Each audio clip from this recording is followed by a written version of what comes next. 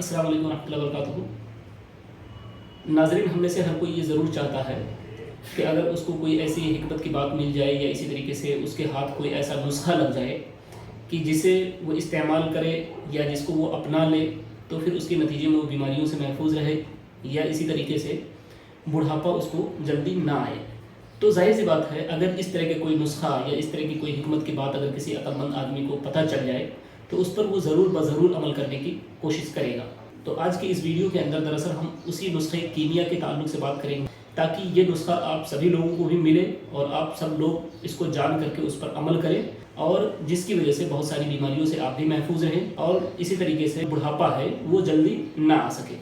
तो इस ताल्लुक से अगर आप देखें तो अहमद बिन कैस का कहना है कि हुक्मा ने तकरीबन 4000 हिकमत की बातों को इकट्ठा किया और 4000 में से फिर 400 चीज़ों को उसमें से अलग किया।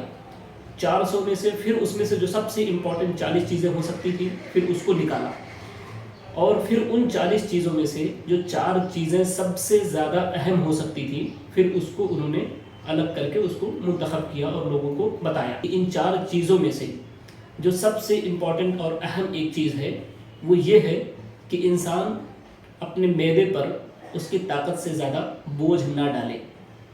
यानी इंसान की जो आदत है मुख्तलिफ़ किस्म के खाने इस्तेमाल करने की या इसी तरीके से खाने की बहुत ज़्यादा क्वांटिटी इस्तेमाल करने की, जैसा कि हम आजकल अपने दस्तरखान पे भी देख सकते हैं, लोगों की ये आदत है कि वो कम खाने पर मुतमईन नहीं होते हैं। तो सबसे इम्पॉर्टेंट और अहम चीज़ ये है कि इंसान अपने मैदे पर उसकी ताकत से ज़्यादा बोझ ना डाले। यानी खाने की क्वांटिटी अगर कम कर दिया जाए तो इंसान बहुत सारी बीमारियों से महफूज रह सकता है। और इसी के ताल्लुक़ से मुजरबात सुयूती के अंदर इमाम सुयूती रहमतुल्लाह ने एक वाक़या नकल किया है और वो लिखते हैं कि नौशेरवा बादशाह जो कि तकरीबन 6वीं सदी ईस्वी का एक बहुत ही आदिल बादशाह माना जाता था, बहुत ही मुनसिफ बादशाह माना जाता था, उसके पास अलग अलग मुल्कों के 4 तबीब आए, 4 हकीम आए, जिसमें से एक हकीम इराक़ का था, एक हकीम ईरान का था, इसी तरीके से एक हिंदुस्तान का भी हकीम था, साथ ही साथ एक हकीम सूडान का भी था। तो नौशेरवा बादशाह ने उनसे पूछा कि आप लोग कुछ ऐसी हिकमत की बातें बताएं या इसी तरीके से कुछ ऐसी दवाओं का इंतखाब करें कि अगर जिसको हम इस्तेमाल करें तो मौत के अलावा कोई बीमारी हमें ना आ पकड़े। तो अलग अलग हकीमों ने अपनी दानाई और हिकमत के एतबार से अलग अलग नुस्खे पेश किए। इराक़ के हकीम का कहना यह था कि अगर हम रोज़ाना सुबह नहार मुँह गर्म पानी के कुछ घूंट पी लिया करें तो उससे ये मकसद हासिल हो सकता है। जबकि जो ईरान का हकीम था उसका ये मानना था कि अगर रोज़ाना हम हालून की कुछ मकदार इस्तेमाल करते हैं, यानी हालून की फंकी वगैरह उसको पाउडर करके इस्तेमाल करते हैं, तो उससे ये मकसद हासिल हो सकता है। इसी तरीके से जो हिंदुस्तानी तबीब या हिंदुस्तानी हकीम था उसका ये कहना था कि अगर हम रोज़ाना 3 दाना हलीला स्याह का इस्तेमाल करते हैं तो फिर उसके नतीजे में ये मकसद हासिल हो सकता है।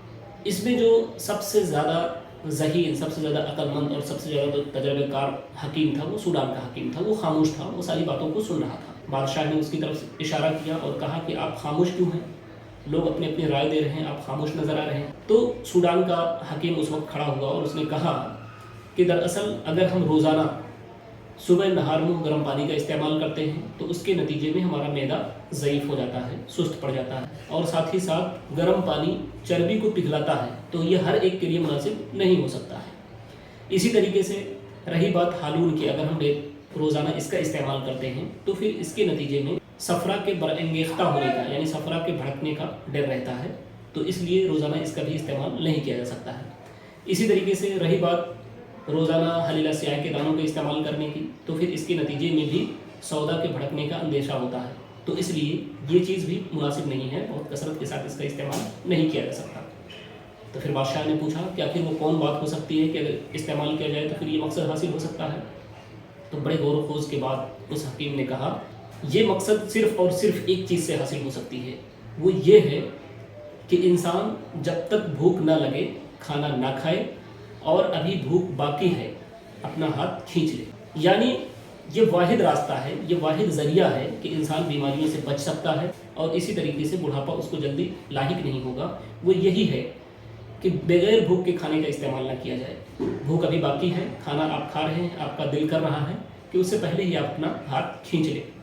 यही वो वाहिद ज़रिया है, यही वो वाहिद हिकमत है या यही वो वाहिद दवा है, आप कह सकते हो कि अगर जिस पर इंसान अमल करे اور تھرو آؤٹ دی لائف اگر اس کو اپنائے تو بہت ساری بیماریوں سے محفوظ رہ سکتا ہے، بہت ساری مصیبتوں سے محفوظ رہ سکتا ہے۔ جیسا کہ ہم سبھی جانتے ہیں کہ حکمہ کا ماننا ہے، اور یہ چیز بہت عام بھی ہے، کہ البطن ام الامراض، کہ پیٹ ہی بیماریوں کی جڑ ہے۔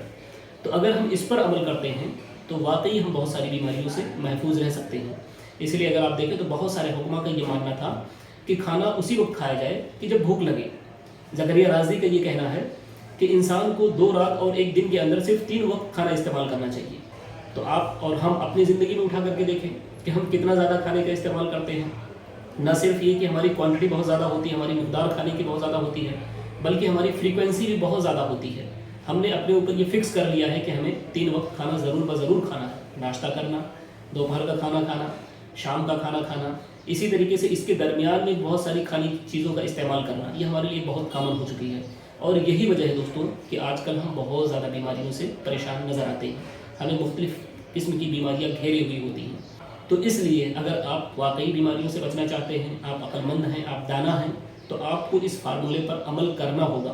پھر آپ دیکھیے انشاءاللہ آپ مختلف قسم کی بیماریوں سے ضرور محفوظ رہیں گے، آپ فٹ رہیں گے۔ یہ چیزیں اگر آپ دیکھیں تو خواہشات کے اعتبار سے تھوڑا سا مشکل ہے، لیکن اگر عمل کرنا چاہیں تو کچھ بھی مشکل نہیں ہے، بہت ہی آسان ہے۔ بہت سارے لوگ یہ سوال بھی کرتے رہتے ہیں، بہت سارے لوگوں کی خواہش ہوتی ہے، بہت سارے لوگ پوچھتے بھی رہتے ہیں کہ آخر بیماریوں سے کیسے بچا جائے، یا کچھ ایسا طریقہ بتائیے، کچھ ایسا نسخہ بتا دیجیے کہ اگر ہم اس کو استعمال کریں تو بیماریوں سے بچے رہیں یا ہمارا بڑھاپا جلدی نہ آئے۔ تو دوستو یہی واحد وہ راستہ ہے، یہی واحد ذریعہ ہے کہ اگر ہم اس کو استعمال کرتے ہیں یا اس پر عمل کرتے ہیں تو پھر بیماریوں سے انشاءاللہ ضرور محفوظ رہیں گے۔ تو ناظرین یہ چیز بہت ہی امپورٹنٹ لگی کہ آپ کے ساتھ اس کو میں شیئر کروں۔ امید ہے کہ آپ اس پر عمل پیرا ہوں گے۔ شکریہ، جزاک اللہ خیر، السلام علیکم ورحمۃ اللہ وبرکاتہ۔